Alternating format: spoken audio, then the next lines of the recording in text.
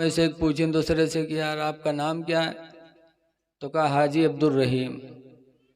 हाजी अब्दुल रहीम उसे पूछे ना आपका नाम, तो कहा नमाजी अब्दुल करीम। तो जब उसने नमाजी अब्दुल करीम बताया तो हाजी साहब चौंके, कहीं नहीं नमाजी अब्दुल करीम कब से होगा, कहीं कहा है तुम जिंदगी में एक हज किए हो। तो हाजी अब्दुल रहीम कहा तो हम रोजाना 5 दफा नमाज पढ़े थे, तो नमाजी अब्दुल करीम नहीं कह सके थे, है? बताओ। हाँ, उसने कहा हज किया अल्लाह वास्ते नहीं, हज इसलिए किया कि ढिंढोरा पीट रहे हो। मैंने नाम पूछा था तो नाम अब्दुल रहीम बता देते, हाजी क्यों लगाया। हाजी का दर्जा बहुत बुलंद है। अल्लाह के रसूल फरमाते हैं कि हाजी क़यामत के दिन जन्नत में तो जाएगा ही, लेकिन अपने साथ हज की बरकत से 400 लोगों को जन्नत में लेके जाएगा, खुद बख्शा जाएगा और 400 लोगों की शफात एक हाजी कराएगा। लेकिन कौन हाजी जो सिर्फ इसलिए हज करे कि हमसे मेरा रब राजी हो जाए, हा? लेकिन अगर दिखावे के लिए तो फिर मामला गड़बड़ है।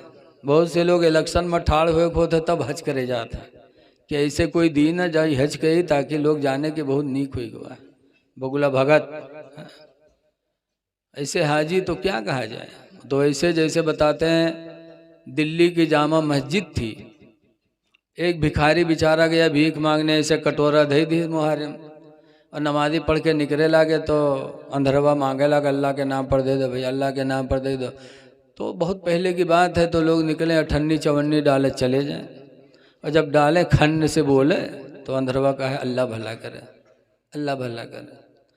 अत्ते में एक साहब निकले तो बजाय डाले के जो उन कटोरम बटूरा रहा उसका पंजम भरे लागे। जब पंजम भरे लागे खड़भड़ान तो अंधवा जान गया कोनो बजाय दे के उठाए लिए जाते। कहा वह अंधवा झट से गट्टा पकड़ लिए, कैसे हाजी भैया, ये हाजी भैया छोड़ दो, यह हाजी भैया न ले जाओ, यह हाजी भैया हम बहुत गरीब हैं छोड़ दो। तो चौंके कहीं ना यू अंधरा कस के जान गया कि हम हाजी हैं। तो पूछिन कि यार अंधरा तू कस के जान रहे कि हम हाजी हैं रे। तो अंधरवा कहा थे ये हाजी भैया अत्ता लटा काम हाजी के अलावा कोई न करे भैया छोड़ दे, अत्ता लटा काम हाजी के अलावा कोई न करे भैया छोड़ दे। बताओ आज हज इतनी मुबारक नेकी और हाजी अपने अमल से इस नेमत को बर्बाद कर रहा है। हाजी बड़ा दर्जा होता है। अल्लाह के रसूल सल्लल्लाहु अलैहि वसल्लम फरमाते ताबिउल हज वल उमरा, हज करो उमरा करो पैदर पे क्यों, लिअन्नहुमा यनफियानिल फ़क़रा, इसलिए कि ये दोनों मुहताजी को दूर कर देते हैं, वज़्ज़ुनूब और गुनाह को दूर कर देते। हज करने वाला कभी गरीब नहीं होगा। नबी का वादा है कि हाजी से अल्लाह ताला मुहताजी को दूर कर देता है। इतनी बड़ी इबादत।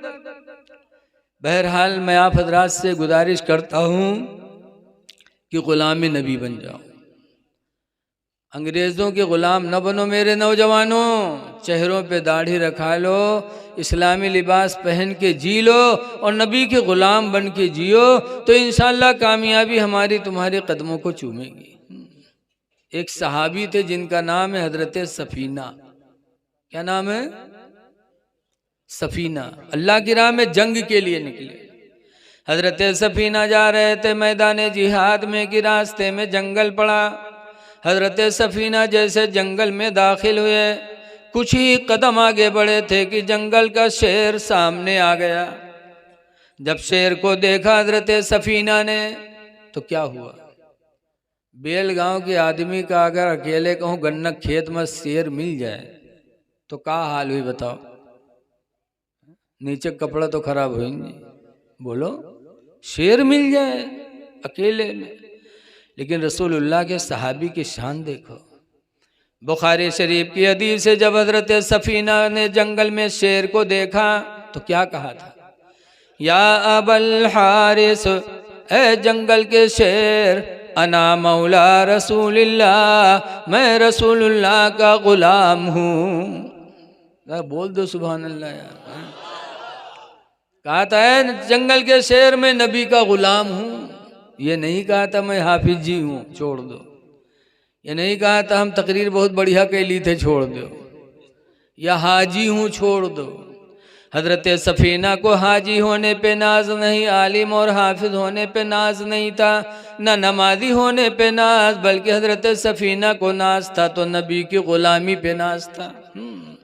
कहा ना मौला रसूलुल्लाह, ऐ जंगल के शेर मैं रसूलुल्लाह का गुलाम हूँ। जैसे जंगल के शेर ने सुना कि नबी के गुलाम है, हदीस में फ़ाक़बल अल असद बस बसतन, वो शेर आगे बढ़ा अपनी पूंछ को हिलाते हुए। जानवर पूंछ कब हिलाते हैं? जब किसी से मोहब्बत करते हैं। जब कुत्ता देखो, जो कुत्ता जिससे जिका मोहब्बत करे तो जब उसका देखी वो के पूंछ टुन टुन टुन टुन चले लगे, बोलो चलती कि नहीं चलती? निशानी है उसके मोहब्बत की।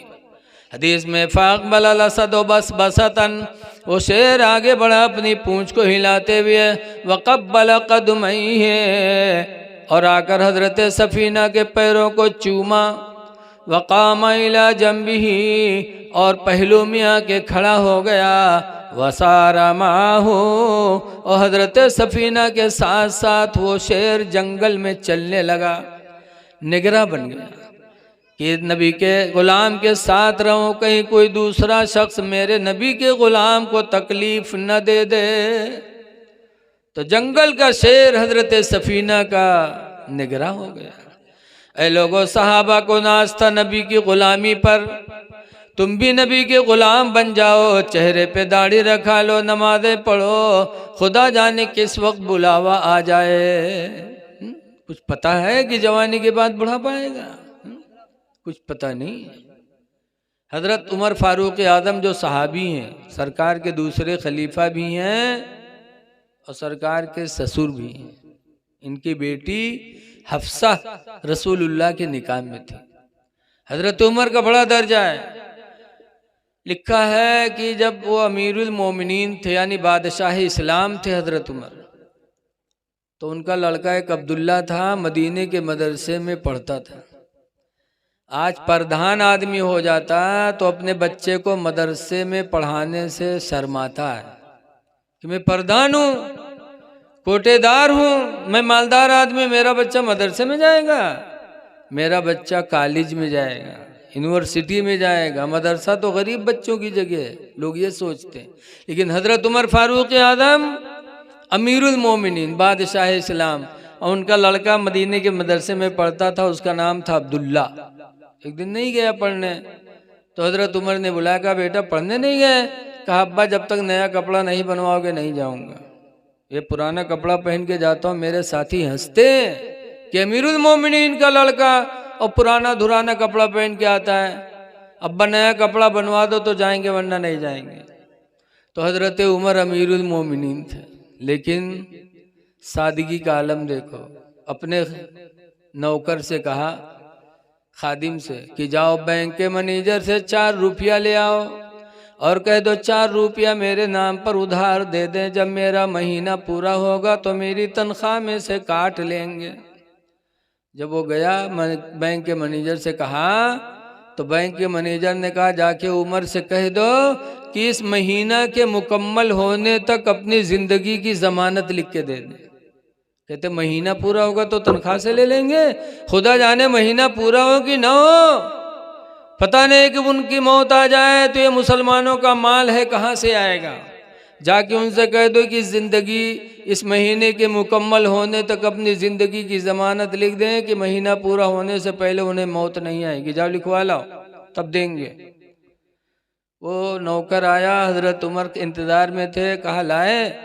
कहा हुजूर बैंक का मैनेजर कह रहा है कि जाके कह दो इस महीने के मुकम्मल होने तक अपनी ज़िंदगी की ज़मानत लिख के दे दें कि महीना पूरा होने से पहले आपको मौत नहीं आएगी तब देंगे वरना नहीं देंगे वो। तो हज़रत उमर ने क्या कहा? रवायतों में लिखा है कि हज़रत उमर ने अपने बेटे अब्दुल्ला को बुलाया करीब में और उनके सर पे हाथ रखा, रोने लगे। फरमाते हैं बेटा अब्दुल्ला जाओ पढ़ो, अल्लाह ज़िंदगी देगा, महीना पूरा हुआ तनख्वाह मिली तो कपड़े बनेंगे।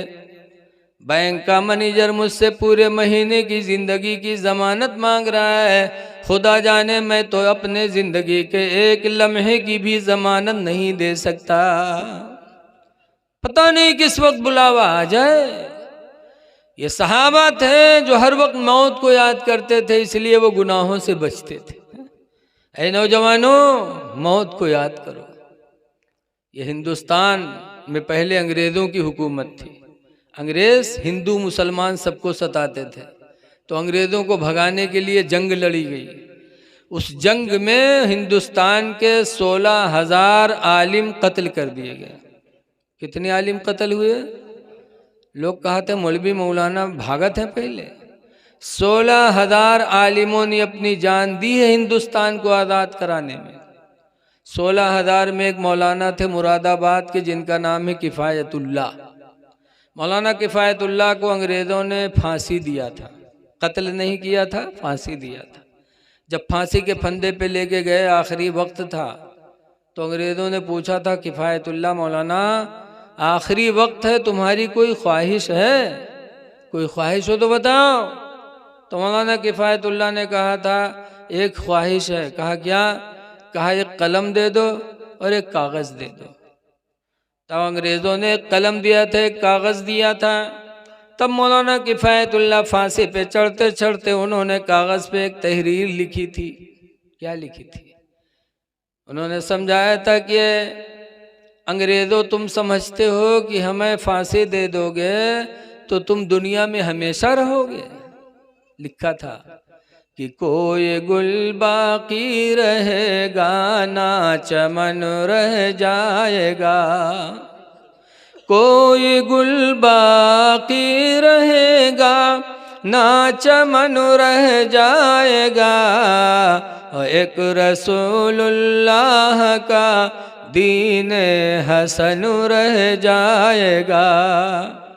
हम सफ़ीरो बाग में हैं, कोई दम के चहचहे। ये दुनिया बाग है, हम लोग थोड़ी देर के लिए इसमें चहचहा रहे हैं। हम सफ़ीरो बाग में है, कोई दम के चहचहे, और बुलबुलें उड़ जाएंगी, सोना चमन रह जाएगा। सब चले जाएंगे। अतलसो कम ख्वाब की पोशाक पे नाज़ा न हो। अतलसो कम ख्वाब की पोशाक पे, यानी गद्दों पे नाज न करो और अपनी पोशाक पे नाज न करो कि हमारा कपड़ा बहुत अच्छा है।